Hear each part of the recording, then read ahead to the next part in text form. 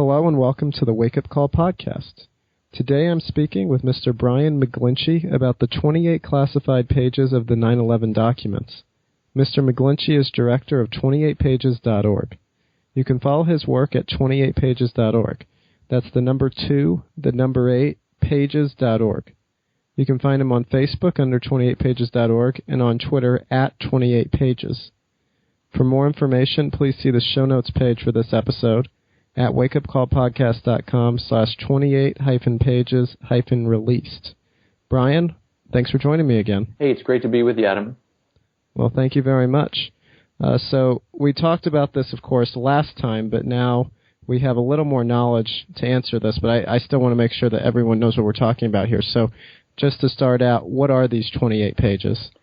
The 28 pages are a chapter from the report of a joint congressional inquiry into 9/11 that was conducted in 2002. It's an 800-page report, and this 28-page chapter was completely redacted, completely classified at the insistence of the George W. Bush administration. And they deal with foreign government links to 9/11, and now that they've been released, we can confirm that they're all about links to specifically Saudi Arabia. Okay, so what brought about the document's release and what took so long? That's a great question. The drive to release these pages, you can date it all the way back to when they were first classified. They're classified over the objection of many of the congressional leaders of that inquiry. And foremost among them is former Senator Bob Graham, who at the time was chairman of the Senate Intelligence Committee, and immediately began calling for their release then. Periodically over the years, there's been a renewed call, and there'd be periodic interest, and it'd kind of bubble back up to the public attention and then back down again. In 2013, the surge really became stronger as Congressman Walter Jones, Stephen Lynch, and Congressman Thomas Massey all became involved and started exerting some leadership on this issue from Capitol Hill as well. 28pages.org was launched in the summer of 2014 to help build awareness and facilitate activism on this issue. And so now the attention was getting more and more because you had people consistently bringing it up and consistently calling for these pages to be released. I think a real turning point was this April. 60 Minutes did a report on it that really thrust it into the public spotlight, and between that and President Obama's apparent promise to 9/11 families that was made years and years ago that he would release the pages, I think the pressure became too much, and so we had the release of the pages on July 15th. All right, yeah, and I know we discussed this last time you were on, but it really is interesting that 60 Minutes did that report, and a little surprising to be frank about it, but I'm certainly glad that they did. As you said, it increased awareness of this issue. Significantly. You had former members of the 9/11 Commission themselves calling for these pages to be released, which, as I say that, I wanted to emphasize that these pages are not from the 9/11 Commission. This joint inquiry was a congressional endeavor, and it happened before the commission did its work. And we might talk, as we get into this, about how much work that commission actually did in terms of researching the potential links to Saudi Arabia. Yeah. Can you get into some of that right now? Yeah, certainly. And also, since you were distinguishing between different documents and different reports there, can you kind of give a sense of what 9/11 related documents had already been released? Yeah, there's a whole bunch of documents that are still classified. I mean, we're talking tens and thousands, probably hundreds of thousands, and maybe even millions of pages of documents relating to 9/11 that the public still cannot see. This inquiry was a joint effort of the House and Senate Intelligence Committees. They were focused on the intelligence community's performance before and after 9/11, basically pursuing that question of how was this attack able to be successfully pulled off, and so they were delving deep into that. And as they did, they started uncovering what some investigations had yielded in terms of links between the terrorists and the Kingdom of Saudi Arabia. And the commission did its work. It published this 800-page report. This 28-page chapter dealing with links to Saudi Arabia was classified. And then came the 9/11 Commission report. And many people right now in government and in Saudi Arabia, in the intelligence community, and members of that, and the leaders of that 9/11 Commission, they would have you believe that the 28 pages are merely preliminary leads and that the 9/11 Commission thoroughly researched all potential ties to Saudi Arabia and concluded that there was no indication of government involvement or government connections to the terrorists. If you really study what the 9/11 Commission was and how it was carried out, that notion that the 28 pages were rendered obsolete by a subsequent thorough investigation just completely falls flat. There was obstructionism by the Bush administration. Former 9/11 Commission member John Lehman, who was Secretary of Navy to Ronald Reagan, he said that the Bush administration was he said there's an odd sensitivity when it came to Saudi Arabia. They were refusing to declassify material. So you had him blocking that. You had him saying that Bush was evasive when he was asked about Saudi Prince Bandar's activities and connections that relate to these hijackers. You had the executive director of the 9/11 Commission, Philip Zelikow, he was a close associate of Condoleezza Rice. You had conflicts of interest built into this. The Bush administration was, and George Bush family, famously close to the Saudi royal family, and had an incentive to protect the kingdom from embarrassment, and by associating, protect himself from embarrassment. And you even had a late night editing session towards the end of the 9/11 Commission where the information pertaining to Saudi Arabia was being rewritten by the executive director of the commission, by Zelikow. Without the knowledge of the people who had written it, they found out, somebody alerted them by phone we're talking 11 o'clock at night. They went racing over to the offices of the inquiry to ask what was going on. A lot of material was moved into footnotes or removed completely. And it could go on, but there are just a whole host of indications that there was not a desire by the Bush administration to pursue leads that pointed to Saudi Arabia, and you had somebody leading that effort on the 9/11 Commission who seemed to share that same objective. And on top of that, the chairs of the 9/11 Commission, Lee Hamilton and Tom Keene, they ran the commission in a soft way. What I mean by that is they didn't use subpoena power to compel cooperation by the executive branch. And so you had basically a pattern of obstruction and thwarting of the investigation. And so that the idea that we can rely on the 9/11 Commission's conclusions on this issue, it just does not hold water. Sure. So before we dig into these 28 pages a little more, I want to ask you about document 17, which was, I guess, relatively recently released. What is document 17, and what have we learned from that? Yes, document 17 was quietly declassified without any fanfare or announcement or press conference or even notice, really, by last summer, the summer of 2015. Document 17 comes from the 9/11 Commission, and it was a plan, a work plan. As the 9/11 Commission was beginning its work, this was a plan of, here's what we know about links to Saudi Arabia, and here's the questions we have, and here are the people who we want to interview. And so document 17, it was actually written by the same people who wrote the 28 pages. Again, remembering that the commission came after the congressional inquiry that produced the 28 pages. And so this was quietly released. It was first brought to public notice by 28pages.org. It was brought to our attention by a 9/11 family member who was tipped off to this document by somebody at the National Archives. And it had a number of revelations. Some of them you see in the 28 pages or an overlap between the two. Some you don't. One that you don't see was that the flight certificate of a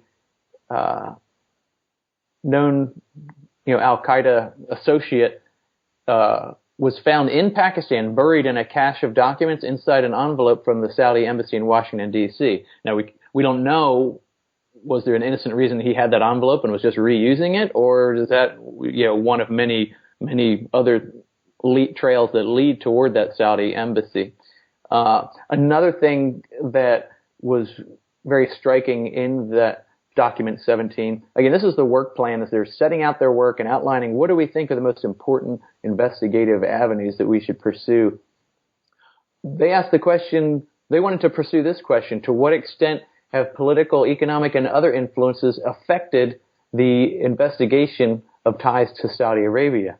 Now, that's pretty remarkable, because the rest of this, reads more like a police investigation. It's focused on Saudi Arabia, it's focused on hijackers, it's focused on the people who helped them. But then you've got this almost investigate the investigation theme that was proposed, and it's interesting, there's no corresponding answer to the questions that they posed about the investigation in the 9/11 Commission report. So I believe, as they were setting out this work plan, it appears Philip Zelikow had no interest in thoroughly going after that question, to what extent were political influences affecting the investigation. Sure, and I guess based on some of what you said already, that shouldn't be much of a surprise, but it's definitely an interesting thing to note as we look at these 28 pages, which is something I want to do now. So first off, how much of the 28 pages is publicly available, how much is redacted, and why are portions of it redacted? Well, interesting, after all the talk of 28 pages, it turned out there were 29.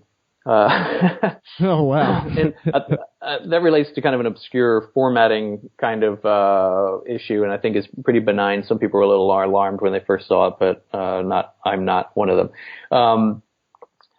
I'd say there are cumulative roughly 3 pages of redactions that are still hidden from public view.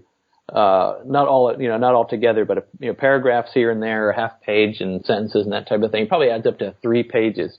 As to why those redactions are still there, the answer is we have no idea. Unlike many other types of declassification, like a Freedom of Information Act or mandatory declassification review, there's no rationale associated with the redactions. On many declassified documents where there's information redacted, you will see a little labeled box over that hidden material that refers to a specific section of the executive order that governs the classification system that provides a rationale.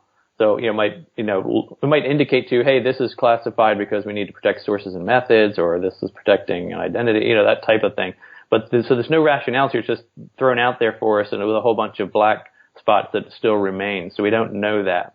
I would like to know more about that. I would like for the media that has better access than we to ask some of the intelligence community, the White House, and so forth. Give us some reasoning. You don't have to tell us what's behind there, of course, but what's the general rationale for what's missing on page 12 of these 28 pages.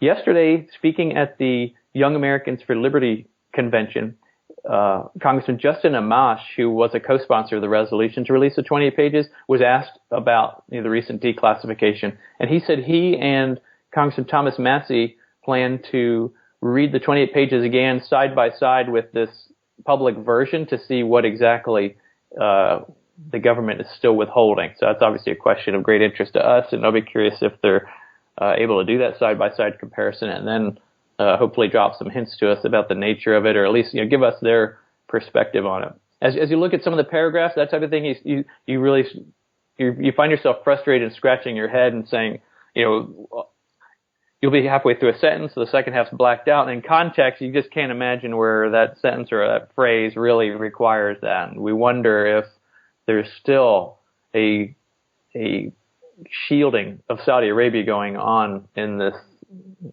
public document. Yeah, and let's hope that Amash and Masseys are able to compare the publicly released version with the version that they'd previously seen. It would be interesting to get some hints on that, but for the time being, we do have the publicly released portions, and I want to focus on that. What are the main things that we learned from the portions of the 28 pages or 29 pages that have been publicly released now? Because the mainstream media, to the extent that they're talking about this at all, which of course they're not talking about it much with the Democratic and Republican conventions going on, but to the extent that they're talking about it, the general consensus seems to be that there's nothing new in these pages, that there's not really much there. But what is there, and what have we learned from their release? There's some very compelling and interesting new material in there. So they want you to think, hey, nothing to see here, folks, move on and flip to the entertainment channel. But there's definitely some very significant material here. Much of it ties back once again to Prince Bandar. Now, Prince Bandar, as a reminder, was the Saudi ambassador to the United States, very high up in the hierarchy of the royal family. He was a close personal friend with George W. Bush, and really the Saudi royal family has a multi-generational close relationship with the Bush family more broadly. And so close that Barbara Bush nicknamed him Bandar Bush, like, hey, he's one of the family. That we're talking that close. And and also, there's financial ties between the two as well, the two families. So we had already known from your previous material that had been released that money had actually flowed from the wife of Prince Bandar to an individual, Saudi citizen in San Diego, California, who's the FBI had labeled as a known extremist, who by all indications was essentially a handler, an assister, an aider, and abettor of two 9/11 hijackers who were based in San Diego. His name was Osama Basnan. Well, the 28 pages. So we knew these checks had flowed in this manner. Cashier's checks were from the wife of Prince Bandar, were made to the wife of Osama Basnan, purportedly for help with medical treatments. But we're talking, these were actually like monthly checks for, I believe, $2,000, over $74,000 over a period of many months that was flowing. Well, now we also know that there was a direct payment of $15,000 from Prince Bandar to Basnan. And as your listeners are thinking about this and some of the other things I'm going to tell you, I want them to picture that instead of, to take out the word Saudi Arabia and substitute maybe Iran or Iraq, and think about how the intelligence community and our government and the media would react if the facts were different. If you had an Iranian ambassador sending checks to a known extremist and somebody who was very close to the 9/11 hijackers and appeared to help them in a variety of ways, I think that would have been the principal cause for or justification given to us for invading Iraq had that been the case. So we had this new revelation about this checks flowing, but there's other connections that point back to Bandar. Abu Zubaydah is a Al-Qaeda associate. There's some questions about exactly how significant he was in Al-Qaeda. Originally, he was thought to be like a top lieutenant, and now that seems to be in doubt. But he's definitely associated with them and was in Pakistan. Well, now the 28 pages reveal that when they captured him, his phone book contained an unlisted phone number that was linked to a small company in Colorado. And when the FBI researched that company, they found its sole purpose was to manage the spectacular mansion in Aspen, Colorado of Prince Bandar. This was an unlisted number. This was a small company, and you're talking Abu Zubaydah in Pakistan has this phone number. There's no good reason for that. I really doubt that Zubaydah was dabbling in property management on the side, or paying the utility bills, or making sure the cable system was working at Bandar's mansion in Aspen. So that was, I believe, very damning. He also, that phone book. He also had the phone number of an individual whose name is still redacted, but is identified as a bodyguard at the Saudi embassy in Washington, D.C. And this was somebody who, if you read the 20 pages, it looks like he was very much suspected of being a Saudi intelligence operative, because they were investigating him because his home was very large. The value of his house was way beyond what his role in the embassy would indicate. And he had also been involved in some suspicious activity in approaching members of our own intelligence community. So again, so now you've got Abu Zubaydah in Pakistan linked to Prince Bandar, and then Prince Bandar's embassy and somebody in that embassy who was probably an intelligence asset. The 28 pages also revealed some suspicions that the Saudi government was laundering money through charities or through mosques and so forth to extremists.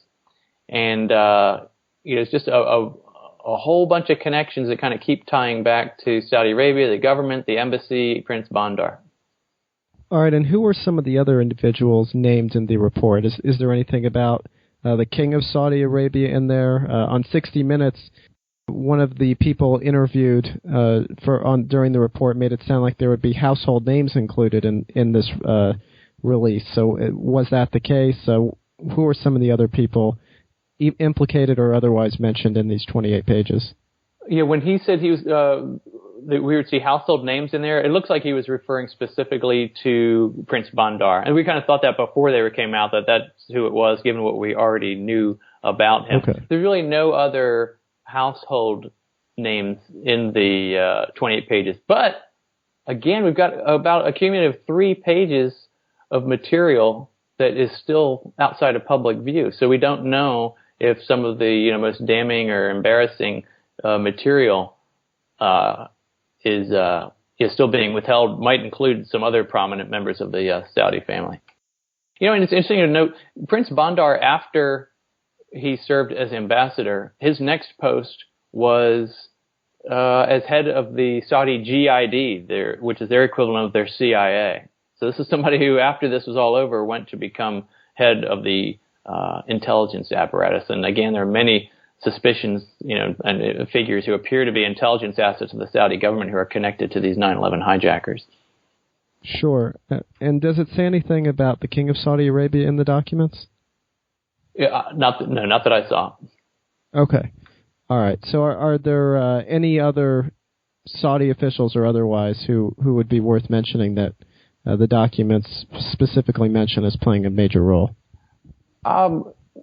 I think one other person of special interest is there was a Saudi minister who, and I mean a political minister, who, and this was already known, but it's worth reviewing here, that it's also appearing in the 28 pages.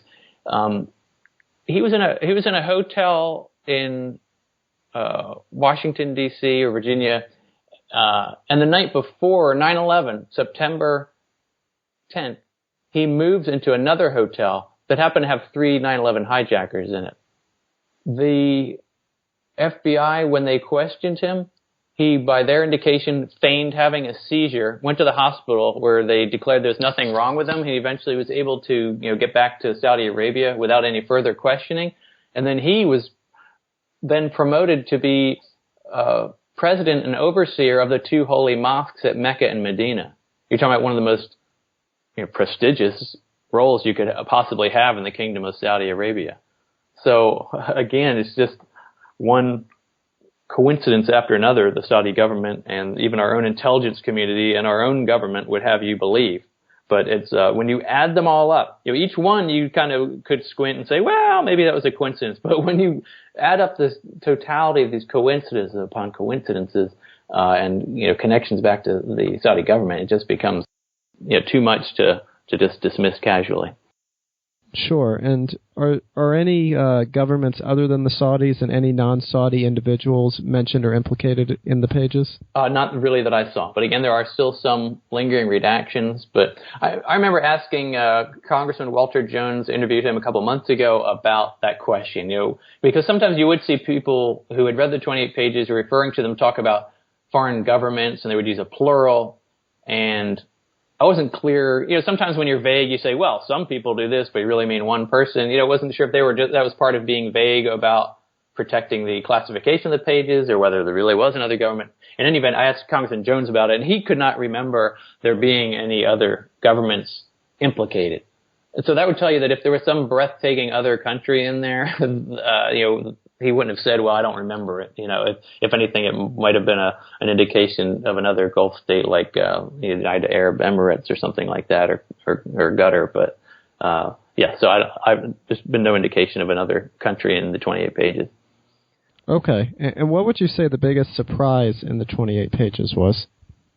I'd say the biggest surprise. I'd go back to the connection, these new connections to Bandar, and particularly I'd say, we already knew money was flowing from wife to wife, from Bandar's wife to Vasnan's wife.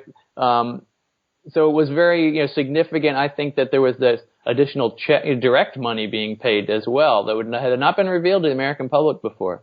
I think to me the bigger wow one though was this new angle, which is Abu Zubaydah having a phone number closely tied to Prince Bandar in his possession in Pakistan, where he was helping to facilitate attacks. I mean, Zubaydah is even named in that infamous August 6th presidential daily brief that was revealed later, the one that came before 9/11, where the one that was titled Bin Laden determined to strike in the United States. Zubaydah is a source in there, so it kind of gives you an indication of his significance one way or the other in terms of being nestled within Al Qaeda. Whether he was a top leader or probably not, maybe more of a logistical facilitator.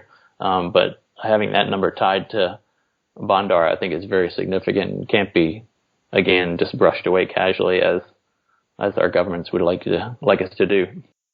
Sure. So what do we know about the accuracy of what's in the 28 pages and the narratives that are in there? And I don't want to go too far into conspiracy theory land here, but sometimes when you have these commissions and these government documents, you run into some inaccuracies. So are you aware of any in these 28 pages?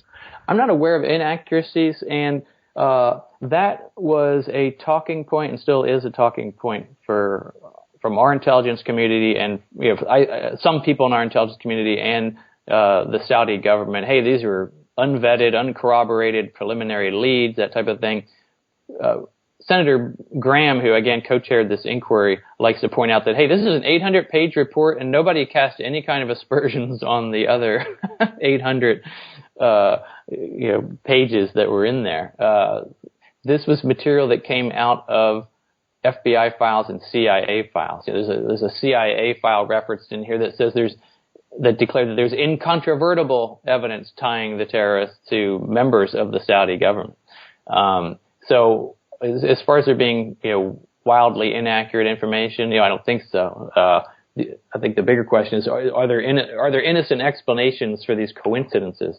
But when you look at the totality of how many coincidences, the evidence just becomes damning. And there's no single smoking gun, but in aggregate, when you look at it, I think it becomes close to one. Sure. So have the Saudis had any explanation for this since the pages have been released? What has their reaction been? They've been in a major PR mode. They have a formidable PR effort in our own country and lobbying effort in our own country. Corvus, the enormous PR firm, is one of their clients. And they've had op-ed pieces in various newspapers. You had former Bush National Security Advisor Fran Townsend, who listeners will probably recognize too from her appearance as a talking head on CNN, that type of thing. She went so far as recording a series of little mini videos that were handy for social media, in which she said, we can all move on now. There's nothing to see here. She also is a trustee at the think tank, the Center for Strategic and International Studies, which receives money from Saudi Arabia and put out a preposterous analysis of the 20 pages before they were released, casting aspersions on them. So the main theme is again that, these are just rough preliminary information, and don't worry about this because the 9/11 Commission report looked into everything and gave us a clean bill of health and exonerated us. And that is absolutely false. And a couple of 9/11 Commission members, John Lehman and Bob Kerry, they've said, hey, what we did should not have been read as an exoneration of the Saudis. They've said that leads that point to Saudi Arabia have still to this date never been thoroughly investigated. So it's just not true. It's a false premise. Okay. Yeah. I was going to say, another interesting dynamic to all of this and that has been missing in the big media coverage is is an evaluation and scrutiny of why did Bush classify this material. As you read through it, it confirms everything Congressman Walter Jones has been telling us throughout this whole drive to declassify the pages, that there's nothing in here that by revealing it would affect our national security. It was all about protecting Saudi Arabia and its relationship with the Bush administration. And that, as you read these pages, that confirms that. And I think when you put the classification of these pages in context of when it was happening, this inquiry happened in 2002. They completed their work in December of 2002, and then began months and months of battling between the congressional inquiry and the White House on, okay, we want to release the public version. How much of it can we put out there into the public? This big battle's being waged. Well, we know what was going on in that same time frame, the run-up to the war in Iraq. And getting back to what I said earlier, imagine if you take the word Saudi Arabia out of all these connections and substitute Iraq.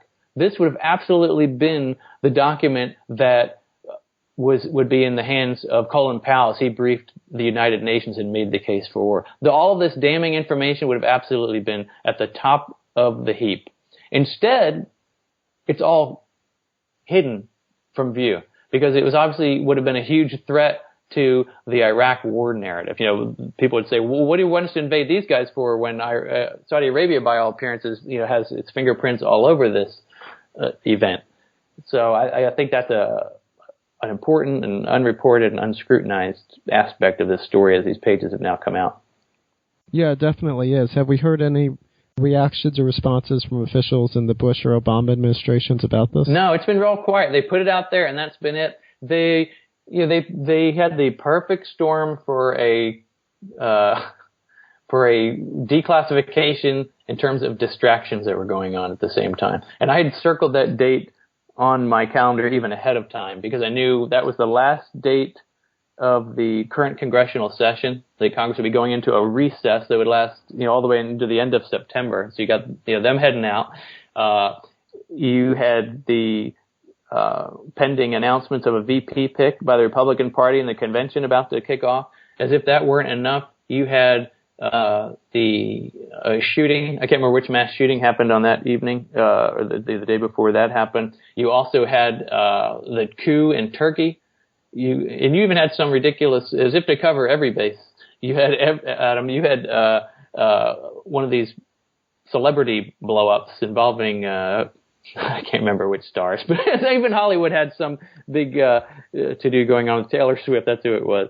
So I mean, just media attention was completely spread over 80 bases. You had a brief spike of reporting within a day, and now the media seems to, as they do so much, they basically are stenographers for the U.S. government and its positions. Rather than questioning what the government says, they basically just repeat it as fact. And so you saw a lot of headlines that said, no smoking gun, there's they were kind of parroting the talking points of the Saudi government and the United States government in terms of saying, hey, there's nothing to see here. And so the reporting's been definitely disappointing, but definitely not surprising given all that we're used to in terms of our journalists disappointing us. Right, and the no smoking gun headlines were to the extent that there even were headlines and coverage of this, because as you said, this really got buried in the news cycle behind several other stories. And whether that was intentional or not, or just a coincidence. Yeah, I think it's clearly intentional. They had signaled that they had hoped to have the review done by the end of June. June came, the end of June came, and then you started to look at the calendar and say, wow, if they just wait 2 more weeks, they'll have Congress going on recess, and the Republican convention starting. And on top of that, it was a Friday afternoon. They always declassify material on a Friday afternoon when the media coverage is lower and journalists are heading off for the weekend, that type of thing. So it was clearly, a well-chosen date to blend it in with those events, not to mention the ones that came up on top of it, unexpectedly. Sure. So where do relations between the U.S. and Saudi Arabia go from here? Well, barring better media reporting and better public understanding of how damning these 28 pages are, I think relations go on as usual, unfortunately.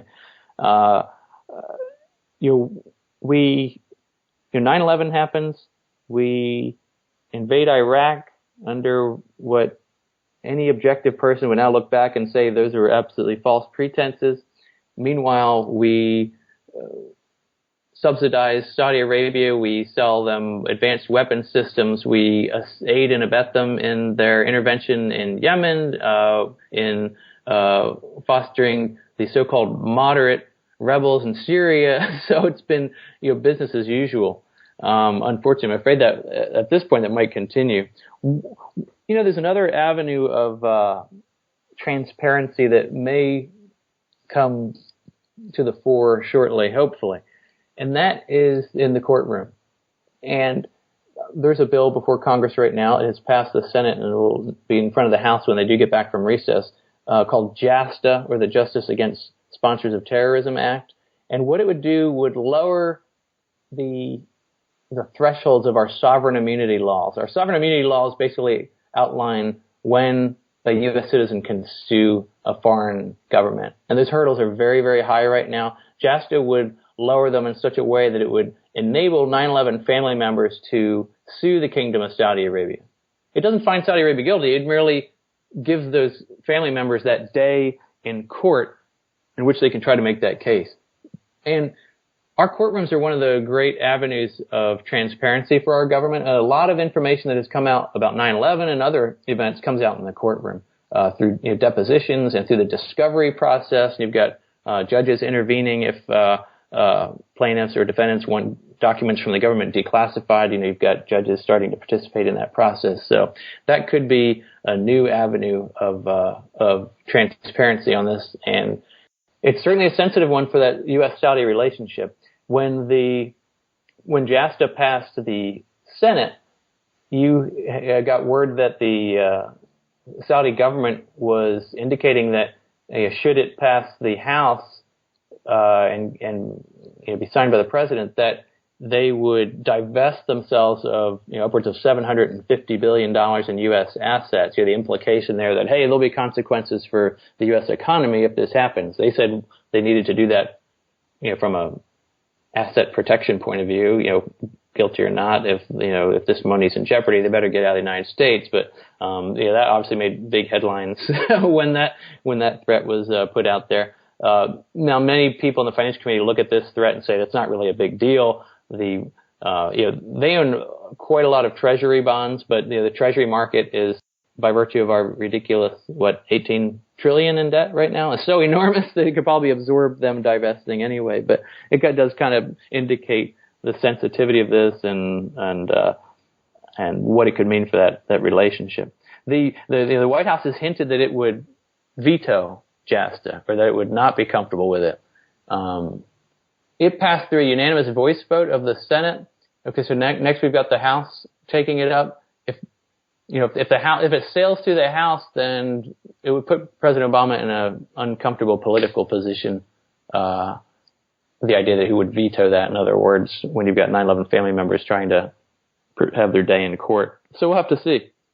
But that would be something that I'm used to urging listeners to help release 28 pages, but now I'd encourage them to contact their members of Congress and the House specifically now, and encourage them to support the passage of JASTA. Sure. So you were, of course, talking about transparency there. What does this whole ordeal with the 28 pages say about transparency in government in the U.S.? It's really a sad commentary on it. It's been that final decision to classify this material happened in the summer of 2003. We had this fight that went on for more than a decade, off and on, and then intensely over these past 2.5 years or so. And after all that, we get 28 pages out. It's not all of the 28 pages, and there's so many more pages out there. These were famous and noteworthy, and credit to the inquiry for fighting to redact the pages in such a way that we knew they were missing. The White House they thought, when this report comes out, all the stuff we don't want you to see, it won't appear at all. the congressional staff fought to say, no, we want blank lines there so people know there's something missing right here. So, that was useful. But after all that, there's so much more material out there that's hidden. And one of the most important ones now that we have our eyes on are, okay, these are 28 pages. Now, are you sitting down, listeners? Because in Florida, there are 80,000 pages of documents, FBI documents, that are being reviewed right now by a federal judge. These pertain to or at least some of them pertain to a wealthy Saudi family living in Sarasota, Florida, that suddenly vanished about a week or 10 days before 9/11. Cars still in the driveway, food in the refrigerator, pool toys floating around, that kind of sudden. And other people investigated this and found that Mohammed Atta and other 9/11 hijackers were in this community and had contact with this family. And these pages, this incident with this family came to light, came to the attention of some investigative journalists. And one of them is Dan Christensen, who runs Florida Bulldog Investigative Journalism site in Florida. And when he learned about this, he then the first person he wanted to talk to after he learned about it was Senator Graham, right? He had chaired that joint congressional inquiry, chair of the Senate Intelligence Committee. He was all over 9/11. He wanted to get his opinion. Senator Graham, what's your thought on this whole incident with the families? And he was stunned when Senator Graham said, "They never told me about it." So it's an example of one more case where you had the FBI not wanting to volunteer information about Saudi connections to 9/11, and the FBI didn't want to release. Basically, first they said, "Oh, we found there was nothing to it," and then Dan Christensen kept pursuing and saying, "Well, you must have some investigative report." "No, we don't really." And then they started going down the avenue of a Freedom of Information Act and a FOIA lawsuit, and then they released a preliminary report that pointed to all these connections between the family and the 9/11 hijackers. And they said, well, that's really all we've got. Well, as the lawsuit continued, then it's like, now we're to a point where, there's 80,000 pages of 9/11 related documents that this judge is painstakingly reviewing. And it's been 2 years already, to see what of that information might come out. So that's just one more element. Basically in San Diego, we know that it appears that there was this support network of Saudi-connected individuals who were here in the United States helping these hijackers get situated and find flight schools and get apartments and all that type of thing. The question is, was that family in Florida the equivalent of those people in San Diego? And if so, what don't we know about maybe people who played that same role in North Jersey or in Virginia, other areas of 9/11 hijacker concentration? So in terms of what this all says about the state of transparency, it's absolutely terrible. We're to a point where our government is relentless in undermining the secrecy and the confidentiality and the privacy of citizens while going to extremes to guard its own activities and its own actions from public view, which is precisely the opposite relationship of how the United States government and a government in a land of liberty should be, where there should be full transparency into the actions of the government. After all, we are the power flows from the people in this country. We're overseeing the government, all of us. There should be almost absolute transparency into the government, and if they're really short of a warrant, they should have no transparency into our daily activity. Right. No, the concept of transparency has definitely been turned on its head. But before we wrap up, I want to return to a topic that we discussed last time you were on the show, and that was this quote by Thomas Massey.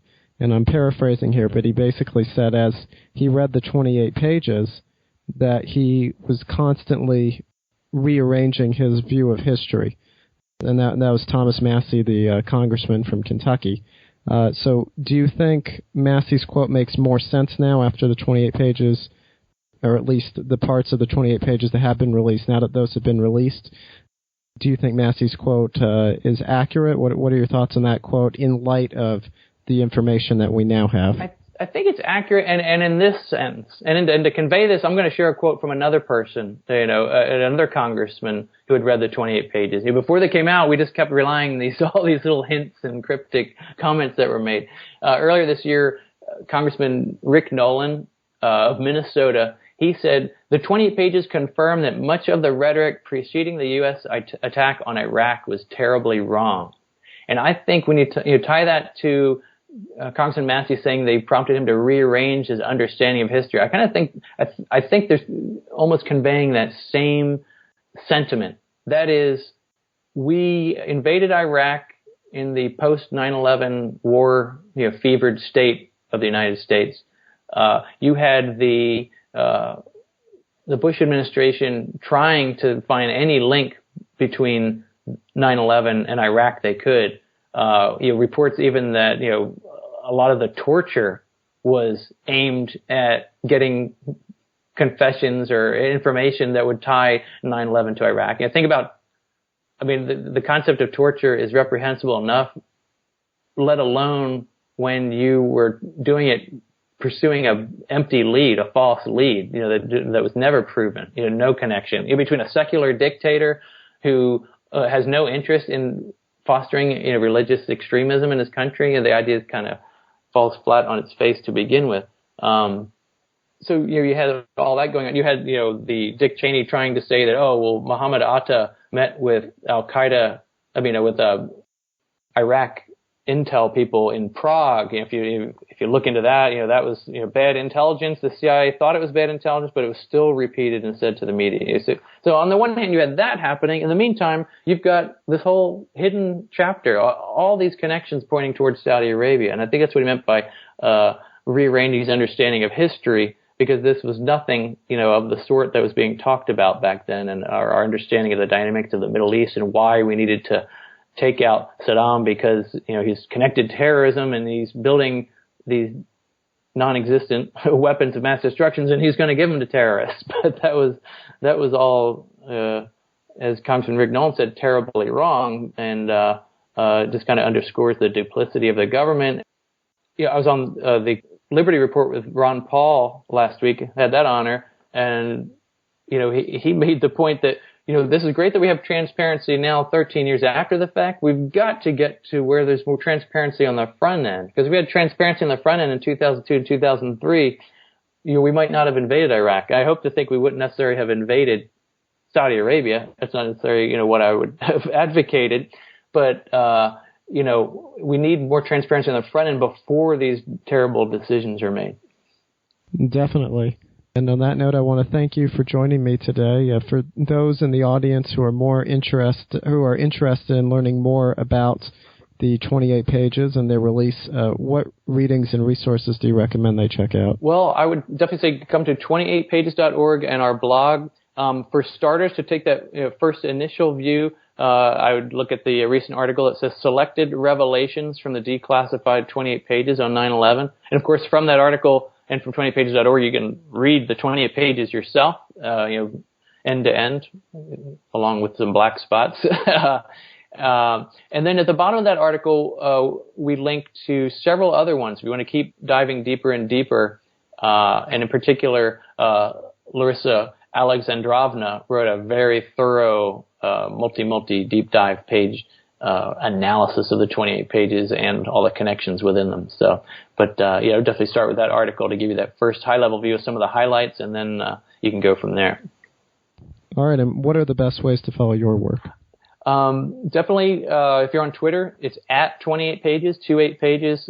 But go to 28pages.org, and there's a subscribe button on the right. There's no cost and no junk mail that you'll receive, but that will give you an email alert every time we publish new content. And we will be continuing to publish new content. We'll be analyzing this. We'll be delving deeper, because these 28 pages just prompt new questions that the American people deserve to have answers to.